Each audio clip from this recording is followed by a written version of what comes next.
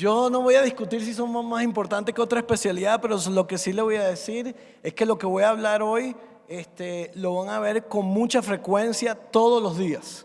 ¿Ok? Yo todavía no he visto el primer caso de Zika ni chikungunya, a pesar de vivir en California, pero esto sí lo vemos a diario. Lo que quiero decirles es que lo que quiero hablar hoy es de esto, es la diferencia entre un hígado normal, y abajo de la foto del hígado macroscópico está la microscopía, y un hígado lleno de grasa. Y tener un hígado lleno de grasa puede haber una infinidad de causas, pero lo más común que estamos viendo es en relación al síndrome metabólico de la obesidad que tienen no solo los niños sino los adultos. Y usted no tiene que ir a la literatura médica. Usted puede agarrar cualquier revista. Aquí en Newsweek salió un reportaje que hay más de 6 millones de niños en sobrepeso en Estados Unidos. Hoy en día hay aproximadamente 60-65% de los adultos de sobrepeso y más del 30-35% de los niños en distintos grados de sobrepeso. Eso, si afectara en cualquier otra enfermedad, yo creo que había una emergencia mundial, pero por algún motivo nosotros toleramos esto y lo que estamos haciendo es llenando las oficinas de especialistas y generalistas con este tipo de niños, y realmente es difícil saber qué vamos a hacer y qué estamos haciendo con estos niños, porque yo no veo que estamos en mejoría, sino en un cuadro de empeoramiento. Para dar una breve historia, aquí en el 79 había nada más 8 papeles publicados de esto. Para el 98 fue la primera conferencia en el Instituto Nacional de Salud en Estados Unidos respecto a esto, que es la hepatitis no alcohólica, ¿verdad? En el 99 empezaron los primeros cuadros de investigación en humanos. Para el 2002 habían 60 papeles, para el 2005 ya habían 354 papeles, y para el 2013, cuando revisé, había más de 6,000 papeles en 994 revistas. Esto va en paralelo a lo que estamos viendo clínicamente con los pacientes. Lo que quiero hablar un poquito es darle un poquito de historia de esto, hablar un poco de la patogénesis. Vemos qué vamos a hacer con estos pacientes, cuáles son las recomendaciones y de dónde vienen esas recomendaciones, qué tratamientos hay y un poquito del futuro. Vamos a compararlo con lo que es la hepatitis alcohólica, que es de lo que lo estamos diferenciando. En Estados Unidos por lo menos hay 15 millones de personas que abusan el alcohol, 90% de estos pacientes tienen hígado graso, y inclusive con ingestas moderadas de alcohol usted puede tener hígado graso si tiene otros factores de riesgo. Ahora, si lo compara con la hepatitis no alcohólica, hoy en día es la causa más común de problemas crónicos de hígado en Estados Unidos, tanto en niños como adultos. Y para asustar más a mí, que yo trabajo en un centro de trasplante, es la 4ª causa más común para hacer trasplante hepático.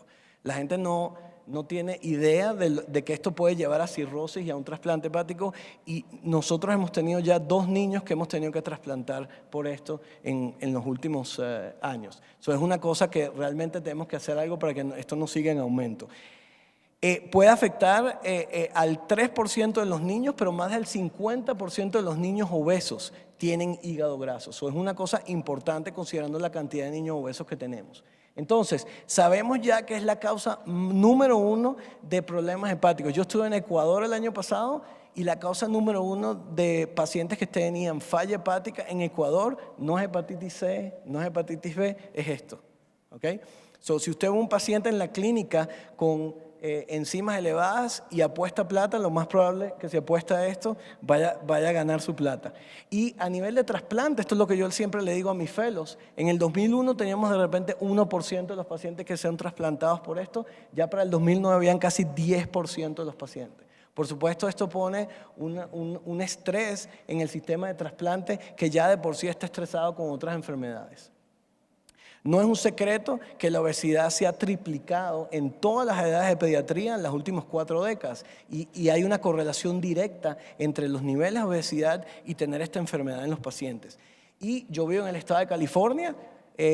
Somos uno de los estados, entre comillas, que estamos mejores, pero si ve el gráfico de abajo, 20-24% de la población está de sobrepeso. No creo que eso sea algo para estar liderizados, ¿no? Pero por supuesto que hay estados peores, como los estados del sur y Texas, en donde casi más del 30% de la población está de sobrepeso. Y Para el 2007, el 16.4% de los niños estaban de sobrepeso y 16 estaban en obesidad y 31.6% estaban de sobrepeso. Por supuesto que hay estados mejores o peores, ustedes vieron las diferencias en el mapa, pero inclusive en los mejores estados hay 10% de niños que están de sobrepeso. 10% de todos los niños, ¿ok? Es bastante si se ponen a ver los números. Y ya estamos subdividiendo las categorías de obesidad. Tenemos sobrepeso cuando el índice de masa corporal está por encima del 85%, extremada obesidad cuando está por encima del 99%, y hay ya puntos intermedios. Yo no sé qué llamar a los niños que están entre el 95 y el 99%, y al lado derecho ven las estadísticas de qué porcentaje de los niños ocupan cada uno de estos eslabones. ¿Okay? Entonces, ¿por qué estamos viendo esta gran cantidad? No puede ser una mutación genética. Yo sí les voy a hablar del juego que tiene la genética en esta enfermedad. Tienen que haber factores del ambiente, obviamente, que están contribuyendo. Y esto es un estudio no realizado para este fin, pero se tomaron los pacientes y ven que habían 31% de pacientes en este estudio de corazón de Dallas con esteatosis. Y lo más importante para mí de este estudio es que casi el 80% de las personas tenían las enzimas hepáticas normales. Nosotros usamos generalmente las enzimas hepáticas como un marcador, pero en este estudio y en muchos otros estudios, yo les voy a mostrar un estudio de cirugía bariátrica en donde casi el 17-19% de los pacientes que tenían cirugía bariátrica, que habían sido monitorizados, tenían enzimas normales, ya tenían fibrosis avanzada y cirrosis. O sea que las enzimas hepáticas normales no nos dicen toda la historia de esta enfermedad. ¿Okay? Y no es un secreto de que los niños se están moviendo hoy menos, están comiendo más, no solo en porciones y en cantidad, sino en la calidad de la comida que comen. Y con el ejercicio o poco ejercicio que están haciendo, yo siempre le digo a mis pacientes, y por supuesto parezco un viejo, que cuando yo era joven, yo llegaba de la escuela, hacía tarea y salía a correr y corría 3-4 horas hasta la hora de cenar. Ahorita los niños tienen computadora, juegos, iPad, televisión, están dentro de la casa y a menos que estén en un deporte organizado, no se mueven mucho. Entonces, ¿cuáles son los factores de riesgo de desarrollar esto aparte de la obesidad? Pues hay una gran cantidad y eso se los pongo simplemente porque ustedes tienen que empezar a estratificar a los pacientes y ver qué paciente es más susceptible a tener este tipo de problema en el hígado. Los pacientes de nutrición parenteral, generalmente los pacientes que reciben transfusiones, que tienen sobrecarga de hierro, pacientes con malnutrición o con pérdida de peso rápido también pueden tener este problema. El penúltimo es hispánico. Yo le voy a mostrar una diapositiva en donde vemos que dependiendo de la raza y la etnicidad de los pacientes hispánicos tienen un riesgo incrementado de tener esto con respecto a un paciente afroamericano o asiático, inclusive teniendo el mismo número de índice de masa corporal. Los riesgos establecidos son obviamente la obesidad, la resistencia a la insulina, la diabetes tipo 2, dislipidemia y el síndrome metabólico. La diabetes tipo 2 es increíble. Yo no soy tan viejo, pero cuando estaba en la escuela de medicina, la diabetes tipo 2 se llamaba diabetes de adultos. Y hoy en día tenemos una cantidad de niños con diabetes tipo 2 inclusive en tratamiento. Es impresionante lo que ha pasado en los últimos 15-20 años. Estos son otros factores que se han asociado como problemas con el hipotiroidismo, el hipopituitarismo, interesantes pacientes con resección pancreatodenales. Nosotros hemos tenido pacientes con tumores, duplicaciones, que se han tenido resecciones pancreatodenales y estos pacientes también se asocian con tener un incremento en el riesgo en la esteatohepatitis. En medicamentos, hay una cantidad de medicamentos que se han asociado y que es importante saber. Afortunadamente en los niños no tienen la cantidad de medicamentos que tienen los adultos, pero es importante saber la asociación de medicamentos porque son cosas que de repente podemos cambiar y o modificar, además de los factores de riesgo como la obesidad. Y es importante, y yo hablo con mis pacientes de eso, que si nosotros no hacemos nada con este problema, puede ser que las generaciones actuales de los niños vivan menos que las generaciones anteriores por primera vez en la historia. Y si eso no les llama la atención, yo no sé qué puede llamarle la atención. Yo les voy a mostrar unas cifras de mortalidad en los adultos y cómo esto puede afectar la mortalidad. Yo sí le digo a la gente que esto es un problema de vida o muerte. ¿Okay? Y no solo eso, sino que la obesidad, digamos, es la gran puerta a una cantidad de problemas crónicos que tienen los niños. Ahorita estamos focalizados en gastroenterología, pero realmente ustedes van a ver una cantidad de pacientes porque no están aislados, una gran cantidad de problemas en estos pacientes porque no están aislados. Y aquí ustedes tienen una cantidad de problemas que pueden ver ustedes en la clínica con los pacientes, no solo gastrointestinales, sino pulmonares, renales, endocrinos, psicológicos, cardiovasculares, etc. Entonces, esto es importante, yo siempre se lo digo a mis pacientes. Esto es un estudio publicado en el 2010 en donde vio adultos y lo siguió desde los 11 años hasta los adultos. Y el índice de masa corporal elevado a la edad de 11 años le llevaba a esos pacientes doble índice de mortalidad comparado con los pacientes que tenían índice de masa corporal normal. O sea que sí es una cosa de vida o muerte, como le digo yo a mis pacientes. Y esto es lo que estamos hablando, realmente no es una enfermedad, sino un espectro de enfermedades. Inicialmente tiene acumulación de grasa en el hígado solamente, luego hay una inflamación y muerte celular, y eso conlleva la creación de cicatrización o fibrosis que eventualmente lleva a cirrosis del hígado. Es un espectro de enfermedad y realmente ni las pruebas ni la historia le pueden decir a uno en qué espectro de la enfermedad está el paciente. Entonces estamos hablando mucho de esto, pero vamos a definirlo. Realmente es una esteatosis macrovesicular en la ausencia de cantidades de alcohol suficiente de lo que se considera que puede afectar el hígado. Y usted me va a preguntar, ¿cuánto es ese alcohol suficiente? Pues eso está bien definido. Son 18 unidades para hombres y 11 unidades para mujeres. ¿Y qué es una unidad? Es una unidad de alcohol, digamos, duro o media pinta de cerveza o un vaso de vino. Es una unidad. Entonces, esto es importante saberlo porque a pesar de que en los niños pequeños esto no puede ser tanto problema, nosotros en Estados Unidos vemos niños hasta los 21 años y créanme que cuando están en la universidad toman. ¿Okay? A pesar de que no lo admiten en frente de sus padres. Entonces, inicialmente lo que tenemos es esteatosis pura, sin inflamación. Después tenemos inflamación que lleva a injuria hepática y apoptosis y finalmente a fibrosis. A nivel histológico, es importante que cuando usted mande una patología, el patólogo le diga el grado de inflamación y el estadio de fibrosis, porque eso le va a dar a usted no solo el estadio actual y en qué espectro de la enfermedad está, sino es importante para el pronóstico del paciente. ¿Y dónde vienen estas características que vemos nosotros en patología? Pues viene de examinación de 50 biopsias y en esas biopsias habían 18 pacientes pediátricos y el patólogo se va a focalizar en la esteatosis, se va a focalizar en el incremento de tamaño de los hepatocitos, en la inflamación lobular y en la cantidad de fibrosis. Y si tiene todos estos parámetros, entonces se llama esteatohepatitis alcohólica.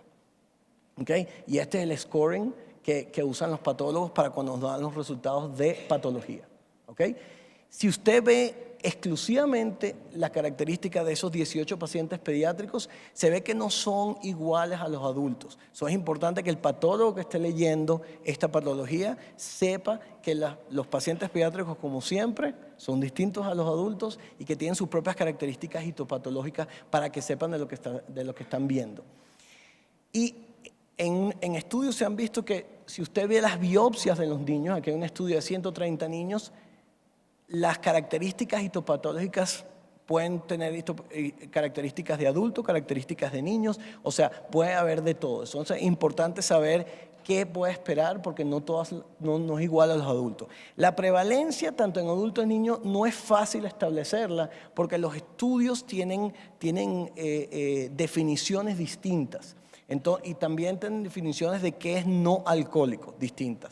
Pero le voy a mostrar trabajos de que tratan de hablar de esta prevalencia. Aquí hay un trabajo en pacientes asintomáticos, 320 pacientes le hicieron una biopsia del hígado, los pacientes estaban entre 18 y 70 años y había 46% con hepatitis no alcohólica, 58% de los pacientes eran hispánicos, ¿okay? Y 12% de esos pacientes tenían esteatohepatitis con inflamación. Para que tengan una idea, y estos son pacientes asintomáticos. Esto es para mostrarles lo que ha pasado en comparación con enfermedades crónicas del hígado y con hepatitis C, que sigue siendo la causa número 1 de trasplante de hepático en adultos en Estados Unidos. Atresia de vías biliares es la causa número 1 en pediatría. Y usted ve que a pesar de que se ha mantenido constante la hepatitis C y los problemas crónicos de hígado, esta enfermedad de hepatitis no alcohólica ha ido en aumento en las últimas décadas. ¿Okay? Esto es una cosa importante, un trabajo que yo me gusta mucho porque me gusta que es una cosa fácil de hacer, ¿okay? Y es la medición de la circunferencia de la cintura en los niños y cómo se correlaciona eso con la presencia y la prevalencia de hepatitis no alcohólica. Y es una cosa que yo he instituido en la clínica, los pacientes los pesan, los tallan, si es apropiado le miden la cabeza, pero le miden la circunferencia de la cintura a todos mis pacientes. Y hasta un 25% de los pacientes que tienen más de 103 centímetros de cintura va a tener esteatohepatitis, ¿ok? Sin ninguna prueba. Eso a mí me gusta porque es una cosa fácil de hacer y fácil de replicar, ¿ok? Y no solo se correlaciona con tener la enfermedad, sino que se correlaciona con la cantidad de grasa abdominal y la resistencia a la insulina, ¿ok? Patogénesis, hay múltiples modelos animales y múltiples estudios humanos, como pueden ver aquí, ¿ok? Y es realmente un proceso en donde hay un problema metabólico de acumulación de grasa visceral que conlleva la acumulación de triglicéridos principalmente en el hígado, con una injuria y reparación o falla de reparación de esa inflamación en el hígado, y que eso lleva generalmente a fibrosis y avanzando en el problema, y que generalmente está modificado tanto por genética, que les prometo que le voy a hablar, y por la dieta del paciente. Entonces, lo que nosotros vemos es que tiene que haber una dieta alta en grasas y alta en carbohidratos. Yo les voy a hablar más adelante específicamente de los azúcares y específicamente de la fructosa, porque tiene un papel bien importante. Eso lleva a esteatosis hepática por acumulación de ácidos grasos, principalmente triglicéridos, que conlleva a resistencia a insulina, junto con un segundo golpe de citoquinas proinflamatorias que provienen del tejido adiposo, como la interleucina 6 y el tumor necrosis factor, y eso conlleva a la muerte celular y generación de la inflamación. Entonces, ¿qué pasa? Nosotros en los tratamientos hemos tratado de atacar cada una de estas áreas, ¿ok? No solo con dietas, sino con medicinas que evitan la absorción de grasas, inclusive con cirugía bariátrica, que es una forma, digamos, extrema de tratamiento, pero hay data sobre esto en esta enfermedad. Hemos tratado de atacar en los pacientes que tienen lipogénesis con medicinas que controlan esto. Hemos tratado medicinas que trabajan a nivel de la resistencia a insulina, ¿okay? Y esos son, digamos, donde nosotros nos hemos focalizado hasta ahorita en el tratamiento de estos pacientes. Yo les voy a mostrar un poquito de qué tan bueno o no son estas enfermedades, estos tratamientos. Otro tratamiento, yo voy a hablar un poquito, porque no tengo mucho tiempo, del microbioma intestinal y el rol que puede jugar el microbioma intestinal en esta enfermedad también, y por eso estamos hablando ahorita un poco de probióticos, antioxidantes y distintas dietas, para tratar de alterar eso. No es un secreto que a nivel biomolecular, que la acumulación de grasas por encima de la capacidad que tiene el hígado de degradarlas, es lo que hace que las grasas se acumulen. Generalmente esto es un proceso que está bien regulado, pero como todo en la vida lleva un balance. Cuando esto se desbalancea, causa el problema. Y por supuesto, es lo que vemos, que la grasa se acumula inicialmente, hay depleción de energía de ATP, disfunción peroxisomal y mitocondrial, apoptosis celular, y conlleva a fibrosis hepática. Entonces, voy a hablar un poquito de genética, y ya me están prendiendo la luz amarilla, se me toca apurar, pero voy a hablar un poquito de genética. Nosotros sabemos que hay un factor de genética que tiene que estar presente basado en estudios de familias, ¿ok? Y aquí hay un estudio publicado por el Dr. Schwimmer de la Universidad de California, de San Diego, en donde él le hizo resonancia magnética a pacientes que tenían y que no tenían esteatohepatitis alcohólica, y vio que los que tenían 59% de los hermanos o hermanas tenían la enfermedad, y casi el 80% de los padres tenían la enfermedad. ¿Okay? Entonces sabemos de que obviamente hay un componente familiar, pero como todo en la vida, los genes no dictaminan todo. Uno puede modificar la información genética, Y esto conllevó al estudio y al descubrimiento del primer gen asociado con la esteatohepatitis, ¿ok?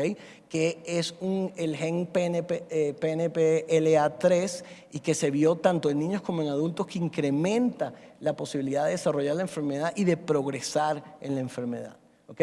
Y esto es un estudio en niños, 520 niños entre 6 y 18 años, y vieron los distintos genotipos, correlacionaron con fenotipos, y si usted tenía una mutación heterocigota, tenía 3% la posibilidad de desarrollar la enfermedad y casi el doble si la tenía homocigota. Esto se ha validado tanto en niños como en adultos. Y este otro gen que está asociado también recientemente. Entonces sabemos ya que hay mutaciones genéticas que conllevan a esto. La buena noticia es que, como siempre, los genes no dictaminan todo y nosotros podemos modificar la información genética. Esto es para mostrarle que hay un rol importante en el microbioma humano y en pacientes con esteatohepatitis, donde se le ha examinado las bacterias del intestino. Se ven que las bacterias no son distintas, sino tienen distintas propiedades, como poder absorber mejor la cantidad de grasa y alimento, son más efectivas en absorbiendo grasas y alimentos del colon que las bacterias de personas que no tienen esta enfermedad. Esto es una cosa para el futuro, y yo creo que esto va a ser un rol importante en una enfermedad tan común como esta, para ver si nosotros podemos cambiar el tipo de microbiota intestinal y si eso nos puede ayudar también. Les quiero mencionar el azúcar, el consumo de azúcar y específicamente fructosa en el mundo en general, y en Estados Unidos no una excepción, ha sido exponencial. Y el azúcar es importante. Aquí le muestro un estudio en donde le dieron bebidas azucaradas con fructosa versus bebidas azucaradas con glucosa por 10 semanas a adultos que estaban de sobrepeso. Y en 10 semanas solamente tenían lípisis de no nueva y le desmejoró o tenían resistencia a la insulina que estaba empeorada con respecto a antes de iniciar, y había incrementado la adiposidad abdominal. Y eso en solo 10 semanas. En estudios en animales, si usted le cambia la alimentación y le da fructosa, le puede causar exactamente los mismos cambios en el hígado que se ven en estos pacientes. Y si le vuelve a cambiar los alimentos y le da alimento normal, puede revertir los cambios. La fructosa es muy importante, y yo le comento a mis pacientes, dentro de los cambios que le hago, es que los trato de disminuir, o si se puede abolir, la cantidad de fructosa en sus dietas. Es importante no solo en el desarrollo de la enfermedad, sino en la progresión de la enfermedad. La gente que tiene más fructosa en la dieta progresa más rápido en la enfermedad. Voy a hablar un poquito de cómo abordamos estos pacientes, y voy a hablar de guías tanto de la Asociación Americana de Estudio de Hígado como de la Asociación Pediátrica de Estudio. Entonces, es importante, cuando usted se le presente el típico paciente que es un adolescente, usted tiene que ver si es un problema que empezó desde la infancia, porque tal vez es un problema genético. O a lo mejor un problema que acaba de empezar hace poco cuando le pusieron una medicina, por lo menos una medicina antidepresiva. Obviamente tiene que evaluar cuál es la actividad y la dieta del paciente, teniendo en cuenta de que nosotros tendemos a sobreestimar nuestra actividad física y subestimar lo que nosotros nos comemos, ¿ok? Tenemos que ver el crecimiento lineal, porque hay veces que los niños tienen baja estatura y tienen un problema endocrinológico, y tienen que ver si tienen otras complicaciones, ¿ok? Entonces, esto lleva a una recomendación que si es un paciente que no es obeso, o es muy joven, tiene que ser testeado, y es una cosa que se lo menciono a mis fellows, por enfermedades metabólicas, específicamente lisosomales y peroxisomales, y es una recomendación tanto en niños como adultos, ¿ok? Vamos a hablar un poquito de biopsia, ¿ok? Sabemos que muchas de las modalidades que utilizamos, como los laboratorios y las imágenes, no son buenas para decirnos si la persona tiene la enfermedad y en qué estadio está la enfermedad. La pregunta que me hace mucha gente es si biopsio a los pacientes o no. Entonces, ¿qué es lo bueno o lo pro de hacer una biopsia? Pues te puede dar un diagnóstico diferencial, puede predecir, te dice la histología, y puede ayudar a la predicción y a la prognosis del paciente, y puede ayudar en casos en que sean confusos o que no ayudan los laboratorios y las imágenes. Lo malo de hacer la biopsia, obviamente, la cantidad de pacientes que tenemos, me pasaré yo haciendo biopsias de hígado todos los días. y obviamente es un procedimiento invasivo. Y realmente mucha gente me dice, bueno, y vas a ver la histología y qué vas a hacer con esa información. Entonces, ¿cuál es la recomendación de biopsia? La biopsia se debe hacer cuando no se sabe si el diagnóstico es claro o cuando hay un problema. Yo acabo de ver un paciente de hematología que tenía transfusiones repetidas y tenía sobrecarga de hierro en el hígado y también estaba sobrepeso. Entonces, para saber si tenía sobrecarga de hierro en el hígado versus esteatohepatitis, le hicimos una biopsia hepática. Las limitaciones, ya le dije que las enzimas del hígado pueden estar completamente normales. La otra cosa que quiero mencionar es que ¿qué es lo normal? Hay ahorita mucha gente diciendo que lo que nosotros consideramos normal es demasiado alto. Las enzimas del hígado en los niños deberían estar alrededor de 28, en las niñas alrededor de 22 en pediatría. Y si usted ve muchos laboratorios, los laboratorios le van a decir que las enzimas están entre 35 y 40 son normales. Entonces los valores de normal yo creo que a lo mejor lo tenemos que cambiar. El ultrasonido es algo que nos puede ayudar, es fácil de hacer, pero no le puede decir a usted diferenciar si hay inflamación o grasa solamente. Resonancia magnética son pruebas excelentes, pero obviamente no están disponibles y son bastante costosas. Entonces, le quiero mostrar que la mortalidad está incrementada en los adultos. Este es un estudio prospectivo en donde la mortalidad está aumentada 30% de los pacientes que tenían hepatitis no alcohólica con respecto a los pacientes que no. ¿Ok? Entonces, y esto es una cosa que quiero mencionar, que los pacientes pediátricos pueden progresar rápidamente. Aquí hay un paciente que progresó de estadio 1 a estadio 3 de fibrosis en cuestión de 5 años. Aquí hay un paciente que progresó en 2 años. ¿Ok? Tratamiento. Sabemos cuál es el tratamiento, pero es bastante difícil que hacer y sí funciona. Si las personas bajan de peso, mejoran las enzimas, mejoran el índice de masa corporal, ¿ok? Pero es difícil porque lleva mucho tiempo y necesita un equipo usted multidisciplinario y es difícil con los costos incluyendo en Estados Unidos, pero obviamente que cambiar sí mejora. Hay una cantidad de cosas nuevas y lamentablemente no tengo mucho tiempo para poder hablar con ustedes después porque no me quiero tardar, y inclusive medicinas, y aquí están metaanálisis de las medicinas que realmente no hay ninguna que se pueda recomendar. Vitamina E es la excepción y si hay estudios que demuestran que el uso de la vitamina E se puede recomendar en 400 unidades 1 o 2 veces al día dependiendo de la edad del paciente. ¿Okay? Y lo último que le voy a decir es cómo se puede encontrar un estudio de todo en el internet. Aquí hay un estudio donde el café parece ser un factor protectivo en la gente en desarrollar la esteatohepatitis. Gracias. En el futuro hay muchas cosas. Muchas gracias por su atención.